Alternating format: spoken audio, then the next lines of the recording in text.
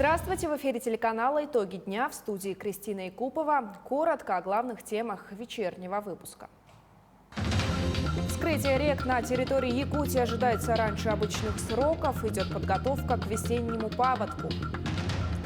Глава республики посетил поселок Кысыл-Сыр Вилюйского района. Он ознакомился с производственными объектами якутской топливно-энергетической компании и побывал на объектах инфраструктуры поселка. Национальный день донора отмечают сегодня в России. Много ли якутян сдают кровь, чтобы спасти десятки жизней? Нерингринцам вручили ключи от новой квартиры по программе «Молодая семья». Во Владивостоке отметили 100 дней до начала международных игр «Дети Азии». Более 120 населенных пунктов в Якутии попадают в зону возможного подтопления. По прогнозу Якутского управления гидрометеослужбы, вскрытие рек на территории республики ожидается на 1,25 суток раньше обычных сроков. На линии ледоход в пределах Ленского и Алекминского районов ожидается 4-13 мая, в Хангаласском районе и у Якутска 13-16 мая, в Кобяйском районе 17-19 мая. А в устьевом участке реки в последних числах мая. В течение второй декады мая вскроются реки Алдан, Вилюй и нижнее течение Амги, что на 1-3 суток раньше нормы. Ледоход на реках севера и северо-востока Якутии будет наблюдаться в третьей декаде мая и в начале июня. На территории региона будут работать 2 воздушных судна Ми-8 МЧС России, а также 15 судов гражданской авиации. В России начался пожароопасный сезон. В 58 регионах уже бушует природная стихия.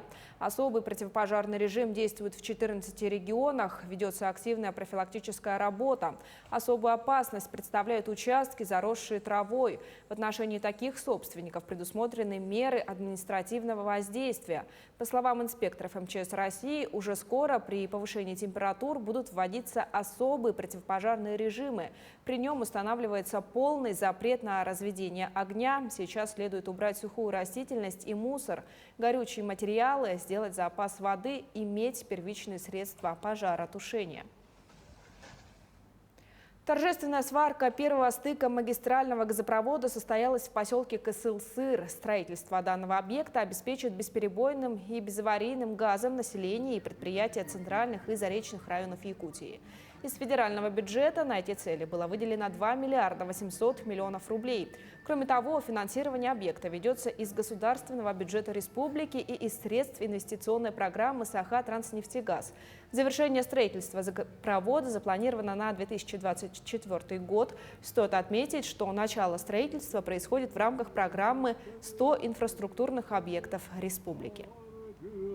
Безусловно, после того, как в 2024 году газопровод будет завершен, мы получим в центральной части Якутии, в заречной группе районов, возможность подключать уже большее количество жилых домов, социальных объектов, промышленных объектов. Поэтому это важнейший объект для всей экономики нашей республики. И уверен, что Саха-Транснефтегаз построит его качественно, быстро и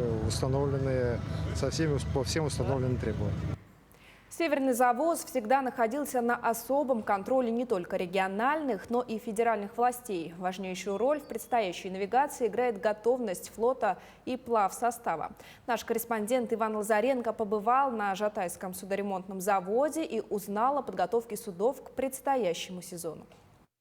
К навигации готовы в срок. На Жатайском судоремонтном заводе завершаются плановые работы по подготовке судов Ленского речного пароходства к навигации 2022 года. На сегодняшний день все работы на протоке во льду завершены, суда готовят к прохождению технической готовности. У нас в этом году 140 единиц флота на судоремонте, на отстое стоит разной степени сложности. Это очередные суда, это текущий ремонт, средний ремонт. Что касается выполнения планов, идем по графику, у нас 100% выполнение. Те ограничения, которые были ковидные, они в этом году уже более-менее ослаблены. Это нам очень помогает. И судоремонт пошел у нас уже более-менее стабильно и спокойно. С учетом того, что в этом году навигация ожидается ранняя, важно сохранить темп работ, ведь до 15 мая все работы должны быть завершены, и первые суда уже должны отправиться на малые реки. Сейчас уже на данный момент начинаем объявлять вооружение некоторым пароходам, скоро уже оживут они у нас.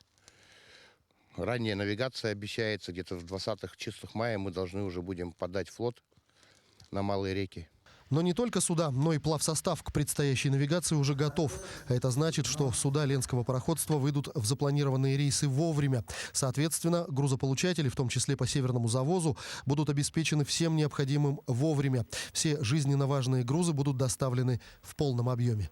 На данный момент у нас теоретически укомплектованы все, но там может комсостава, на такой большой флот в объеме 10 человек, это считается нехватка, они появятся все равно. Рядовой состав с училищами работает у нас кадры. В принципе, есть, конечно, маленькие проблемы, перекрываемся. Так как подготовка к ремонтному сезону велась в прошлом году, текущая экономическая ситуация из-за объявленных санкций никак не отразилась на работе судоремонтного завода. Ну а к следующему сезону предприятие готовится уже сегодня. То, что касается по импортозамещению сейчас и по вводимым санкциям, мы практически на этот судоремонт нас не коснулось, потому что мы закупаем все оборудование, планирование идет предыдущим годом, и судоремонт у нас официально начинается с 1 октября. Сейчас в этом году нам ничего не мешает. В принципе, работает. Людей привозим, специалистов хватает. По импортозамещению у нас уже сама программа по России идет давно. И мы перешли уже давно у нас на белорусские двигателя, китайские. Так, чтобы конкретно что-то оборудование шло из-за границы, именно из Европы, у нас очень минимальное. Всего за летнюю навигацию этого года в Якутию должны завезти 1 миллион 800 тысяч тонн различных грузов – топлива, продовольствия и продукции технического назначения. Иван Лазаренко, Артем Алексеев, Жатай. Президент России Владимир Путин наградил государственной наградой орденом Пирогова работников здравоохранения Якутии, как отмечено в указе, посмертно. Награды вручены за высокий профессионализм и добросовестную работу по организации и оказанию медицинской помощи, предупреждению и предотвращению распространения коронавирусной инфекции. О людях в белых халатах, боровшихся с COVID-19 даже ценой собственной жизни, в материале Ульяны Шагиной. Его жизнь была насыщенной, многогранной и яркой. Автор более 100 научных статей, монографий, многих методических рекомендаций и пособий для врачей. Все это о главном внештатном торакальном хирурге Якутии, докторе медицинских наук Иннокентии Иннокентьевиче Винокурове. Наши хирурги уже оперируют по той же методике, которую сейчас они оперируют. Да. Мы поэтому все хирурги ассистируют, помогают. Естественно, они получают, в общем, опытный хирург. А раз один раз ассистировался, и, значит, внедрение легко идет. В якутском НИИ туберкулеза Иннокентий Винокуров начал работать в 1985 году.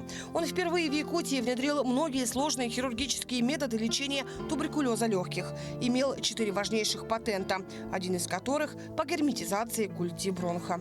Бронх-то почти без сосудов. Оно должно и лимфоток быть, и сосуды должны питаться, все прочее. Омертвеет бронх. Поэтому, чтобы все это не нарушить, герметизация культи бронха там особый способ должны иметь. Никогда не успокаивается одним. Одно сделал, там получили патент, еще надо следующее, вот так след за следом. Успешно совмещал практическую и научную работу с должностями заместителя главного врача по лечебной работе, заведующего легочно-хирургическим отделением, старшего научного сотрудника. Его многогранная личность проявлялась и в творческой сфере. Он был поэтом и писателем, автором 4 популярных романов, рассказывающих о северных народах. Республиканская клиническая больница номер 3 во время пандемии ковид лишилась одного из опытнейших своих специалистов. Рентгенолаборант Мария Ильинична Бочкарева отлично владела и теоретическими, и практическими навыками. В апреле в связи со вспышкой COVID-19 гериатрический центр больницы номер 3 был перепрофилирован в провизорное отделение, где знания Марии Ильиничны, наработанные ею навыки, оказались бесценны. С апреля по сентябрь 2020 года в период период ее работы в перепрофилированном стационаре лечению прошли более 1000 пациентов. Подвергая свою жизнь риску, она с полной самоотдачей оказывала медицинскую помощь пациентам с ковид. Медицинские сестры одни из первых шли на передовую во время пандемии. Среди них Сардана Никандровна Егорова. 32 года своей медицинской деятельности она посвятила работе на самом ответственном участке – пульмонологическом отделении Якутской республиканской клинической больницы. Сардана Никандровна была на передовой всегда. Всегда на передовой. Она в нашем отделении как вторая мама. Вся работа отделения, все, что связано с этим, с приемом больных, с приемом лекарств, оборотом койки, все завязывалось на ней. И вот как вот мы ее потеряли, отделение осиротело. Выбрав медицину делом своей жизни, все они отдавали ей свою энергию, время и знания. Забота о людях всегда была одним из главных их приоритетов. И теперь память о каждом из них навсегда останется в сердцах спасенных пациентов. Ульяна Шагина, Джулус Иннокентьев, Якутск. В Среднеколымске прошло открытие нового здания Колымского поисково-спасательного отряда службы спасения Якутии. Возведение началось год назад, строили сами же сотрудники службы. Им помогли и жители города. Продолжит Сарглана Неустроева. Колымский поисково-спасательный отряд был создан еще в 2000-е годы. Однако размещались сотрудники службы где придется, как правило, в небольших арендованных кабинетах. С тех пор поиск постоянной базы колымских спасателей стал их первоочередной задачей. А в прошлом году команда службы решилась самостоятельно отстроить себе здание на собственные средства. За 29 лет существования службы спасения Республики Саха-Якутия это первый объект новый, который мы сами своими силами построили. Но здесь с бюджета мы не тратили денег. Мы это все построили за счет внебюджетных источников. Задача оказалась не из легких. Сооружение объекта по канадской технике для спасателей было в новинку. Во многом помогли друзья и сами жители города, которые понимали, насколько важно это строительство. В помощь ребятам отправили и 2 специально обученных сотрудников из Якутска. Вместе им удалось возвести современное, отвечающее всем стандартам здание службы спасения. У нас в отряде, честно сказать, нет инженеров, нет электромонтеров, с профессиями имею в виду. Чисто мы на энтузиазме возвели. Поначалу было как-то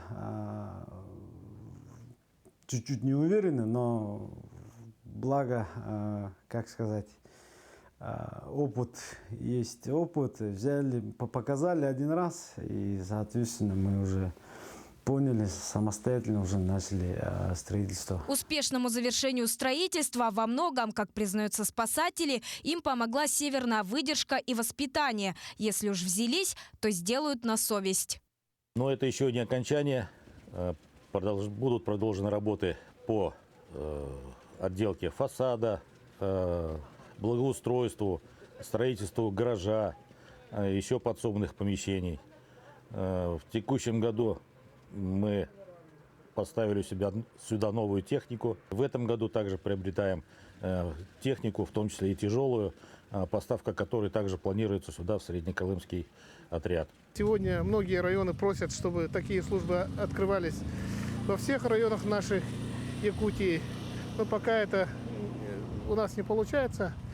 Но между тем мы к этому стремимся. Колымские спасатели – форпост поисково-спасательных сил в северо-восточной части Якутии. Сегодня эта команда прикрывает 5 районов республики и является одним из лучших отрядов службы спасения региона. А их самоотдача показала большой пример всем, кто сегодня, несмотря ни на что, спасает жизни якутян. Саргалана Неустроева, Виталий Абрамов, Среднеколымск.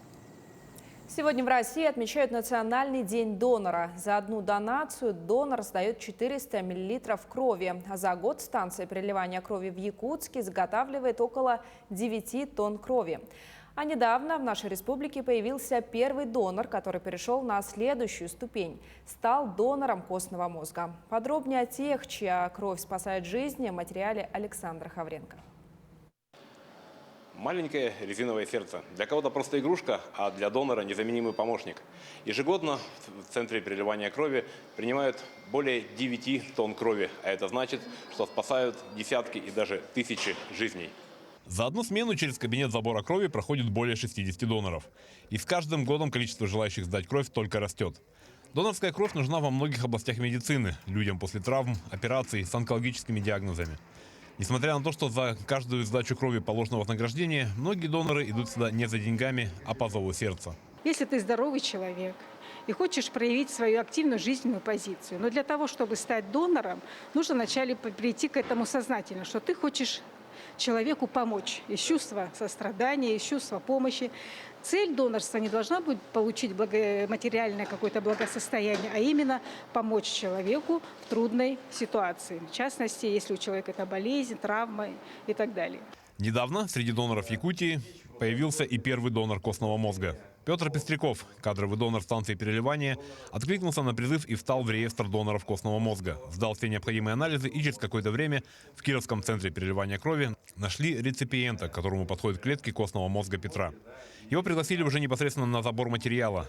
По признанию самого Петра, было немного страшно, в первую очередь из-за того, что он первый донор костного мозга из Якутии, и не у кого было спросить, как проходит процедура. Для Республики Саха тоже новшество, но меня там успокоили, сказали кадровый донор, так что это будут ставить уколы, которые выгоняют костный мозг в кровь, а потом уже как плазма сдается кровь. И в течение 6 часов лежишь под аппаратом, и полностью кровеносная система проходит через аппарат, и оттуда уже изымаются нужные клетки. За свой вклад в спасение человеческих жизней Петр Пестряков награжден почетной медалью Кировского центра переливания крови. Но останавливаться на достигнутом он не собирается. Теперь у него в планах стать почетным донором. Для этого звания ему осталось пройти еще 20 донаций. Александр Хавренко, Григорий Охлопков, Якутск.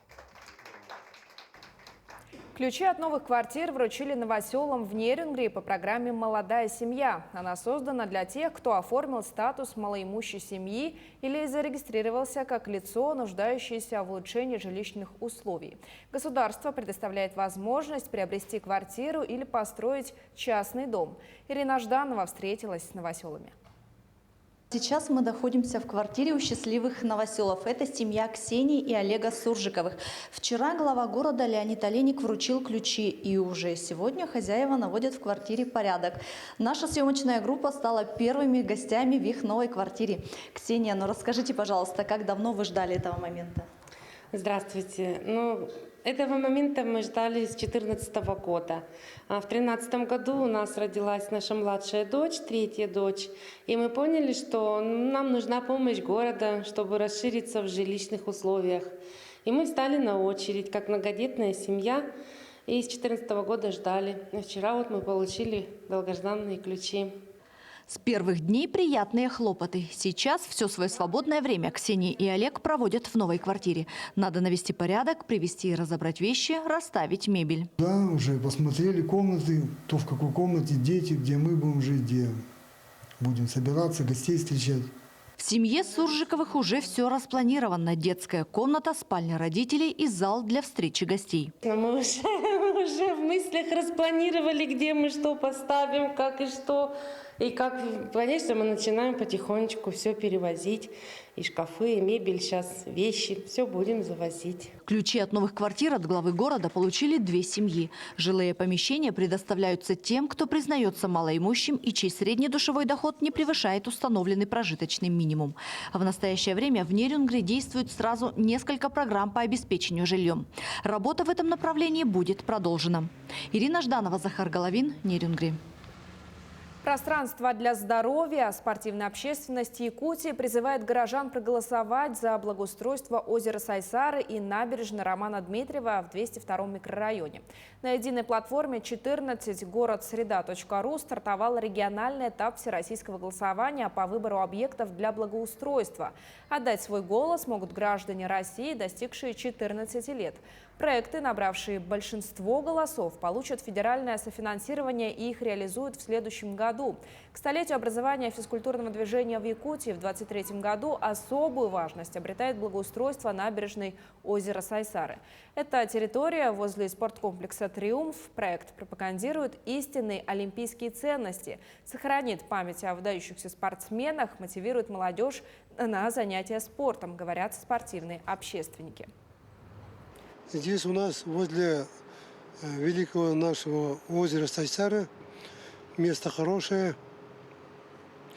И если это место дадут, здесь территория Центра спортивной подготовки «Триумф», то для подрастающего поколения это будет мотивацией занятия, опять-таки, физической культурой и спортом. Простому населению это как здоровый образ жизни. «Времен связующая нить». Именно с таким названием увидела свет книга выдающегося государственного общественного деятеля, почетного гражданина Якутии Климента Иванова. Торжественная презентация книги прошла сегодня в историческом зале Национальной библиотеки Республики. По словам автора, книга представляет собой сборник из различных публикаций и должна помочь современным руководителям, молодежи правильно выбрать свой путь дальнейшего развития. Присутствующие на мероприятии отметили, что жизнь и деятельность Климента Иванова является примером служения своей республике, стране. Он закладывал основы парламентаризма в Якутии. Также вспоминали и способность находить консенсус при самых сложных ситуациях, умение проявлять настойчивость и жесткость, необходимые при принятии серьезных решений. В ноябре прошлого года Климент Иванов отметил 85-летний юбилей. Ну, года идут, мы стареем, к сожалению, никто от этого не уйдет, но тем не менее мы, которые выросли на общественной деятельности, мы не можем сидеть на бочине, понимаешь, смотреть, созерцать. Нам хотелось бы, чтобы в это время, иногда очень сложное время, трудное время, своим видением, своими мнениями помочь молодому поколению, значит, выбрать правильный путь, посоветовать им. Ну, с таким намерением я взялся и написал, значит, эту книгу. Я посвящаю это столетию образования Автономной Республики. Самое масштабное мероприятие Дня Победы, шествие бессмертного полка, снова пройдет в традиционном формате. После двухлетнего перерыва, связанного с противоэпидемическими ограничениями, кроме того, все желающие могут разместить портрет своего участника Великой Отечественной войны на онлайн-площадке сайта polk.rf.ru. Шествие пройдет 9 мая. Сбор участников начнется в Якутске в 10 часов. Колонны будут строиться, начиная с улицы Хабарова по улице Ярославского. Ровно 100 дней осталось до старта 7-х международных спортивных игр «Дети Азии». Накануне в 19 часов 19 минут 19 видов спорта на центральной площади Владивостока отметили 100 дней до старта ярким флешмобом. В зрелищном шоу приняли участие представители оргкомитета игр, юные приморские спортсмены и волонтеры. Будущие участники спортивных соревнований презентовали свои виды спорта, а в выступлении молодых артистов создали праздничную атмосферу и подняли настроение. На мероприятии побывала Лидия Гасанбалаева. Именно на центральной площади Владивостока находятся символические часы, отсчитывающие время до начала масштабного события. Запустили их в ноябре прошлого года. На торжественной церемонии губернатор Приморского края Олег Кожемяка подчеркнул, что эти соревнования станут не только большим спортивным праздником, но и представят широкие возможности для молодежи. Юность, мир, спорт, дружба не имеют границ, и никакие санкции не распространяются на эти прекрасные юношеские соревнования. Несмотря на то, что на улице было достаточно прохладно, на флешмоб собралось большое количество людей. Некоторые ранее не знали о спортивных играх «Дети Азии», но, узнав о них, уже с нетерпением ждут. Это огромный опыт, я считаю, прям огромный опыт. Принесут нам эти игры. Мы очень счастливы, что участвуем в них. Вот, мы рады. Я про «Дети Азии» вообще, как бы не знал. Мне посоветовали посмотреть, прийти. Пришел, посмотрел, мне понравилось. Я очень жду «Детей Азии», потому что сама к ним готовлюсь к лету упорно, старательно и очень их жду с нетерпением. «Дети Азии» пройдут во Владивостоке в первый раз. Соревнования были организованы в 1996 году в честь столетия современного олимпийского движения по инициативе первого президента республики Михаила Ефимовича Николаева. Талисманы спортивных игр создают праздничную атмосферу, оставляют яркие воспоминания и позволяют сохранить частичку истории игр. В этом году талисманы – это тигр и леопард. Всего заявлено было более 4000 желающих стать волонтерами. В том числе наши ребята из родины игр «Дети Азии», Якутии заявились самым большим количеством. Их было больше 1000 желающих стать волонтерами. Факел эстафеты огня, в котором можно узнать цветок лотоса, будет зажжен на родине соревнований в родной республике. А потом огонь отправится самолетом во Владивосток. Этот уникальный цветок – гордость Приморского края и олицетворяет солнце как источник жизни. И торжественный старт эстафеты начнется 30 июня. Факелоносцами в Приморье станут 400 человек, и впервые эстафета огня охватит все Приморье. Факел пронесут по всем знаковым историческим, культурным и живописным местам края. Игры «Дети Азии» для юных спортсменов пройдут с 27 июля по 8 августа. Лидия Гасанбалаева, Станислав Михайлов, Владивосток. На этом все. Наши корреспонденты продолжают следить за развитием событий. Оставайтесь с нами.